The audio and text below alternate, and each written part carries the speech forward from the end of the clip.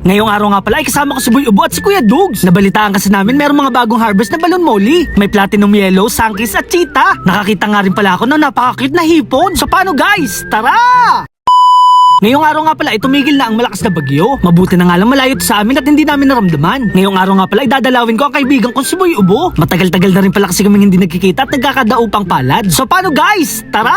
Sa wakas nga ay tumigil na ang ulan dito sa aming lugar. Nakita ko nga pala si tatay na namimingwit dito sa aming pwestuhan. Dalawa nga pala ang ginagamit niyang pamingwit para mas mabilis daw makahuli. At dahil nga dito nakabingwit na agad siya ng mga hito. Napakalaki nga pala nito at pwede ng pang-ulam. Kapag may sipag at tiyaga talaga tayo ay hindi tayo magugutom. Napakasarap talaga manghuli ng isda kapag ganito ang panahon. Nakarating na nga pala ako sa bahay nila Boy Ubo. Una ko nga pala nakita ay si Mama Dugs. Busy nga pala siya sa pagluluto ng Adidas na sapatos.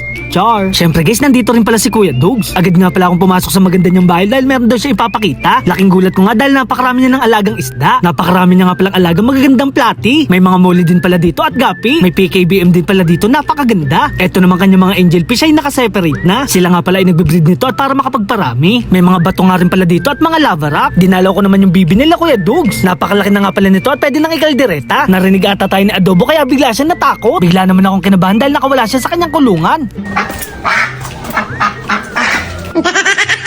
Nagalit naman sa akin si Kuya Dugs, bakit ko daw pinakawalan? Mabuti na nga lang daw may lahing kalapate itong kanyang alaga. Kusa nga daw itong bumabalik at umuwi. Mapapasana all ka na lang talaga dahil napakatalino ni Adobo. May mga followers din pala dito na gusto magpa-picture. Sino ba naman tayo para hindi sila pagbigyan? Wala nga pala ako ngayon dito kung hindi dahil sa aking mga followers. At dahil tanghali, nagigisingin naman namin si Boy Ubo. Madaling araw na nga pala to laging umuwi. Palagi kasi silang nagdodota ni Boy Skincare. Naisipan nga pala namin pumunta sa bilihan ng mga isda. So paano guys? Tara! Nabalitaan kasi namin na mayroong mga bagong harvest na balon molly. Eksakto naman pagdating namin wala pa gaanong tao. Ito nga pala ang tinatawag na black balloon molly. Halos oras nga lang daw pala ang tinatagal nito sa kanila. Ito nga daw pala ay binibenta sa black market.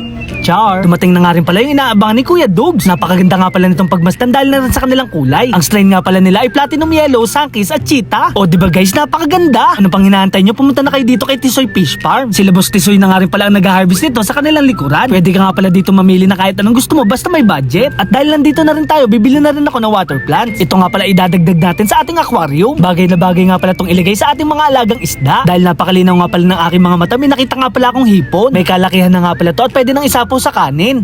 Char. Habang kinukuha ko nga to ay nag-iisip na ako ng magandang pangalan. Makikilagay naman sa comment section kung anong magandang pangalan para sa kanya. Agad ko nga itong pinakita kay Kuya Dugs. Ito naman yung bago niyang alaga. Sinamahan niya nga pala ito ng kulay itim para mas maganda ang kalabasan. Kumuha na nga rin pala siya ng ilang pirasong water plants. Napakasarap talaga sa pakiramdam kapag may bagong mga alaga. Habang kami nga ay masaya, si Boy Ubo naman ay napakalungkot. Itong mga aquarium niya kasi ay wala ng laman. Naubos na nga rin pala yung mga alaga niyang flower horn. May mga ilang piraso na lang pala dito ang natira. Habang ito naman kanyang mga aquarium ay binibenta na. So paano guys, hanggang dito na lang. Maraming salamat sa panunood. Paalam! Yeah!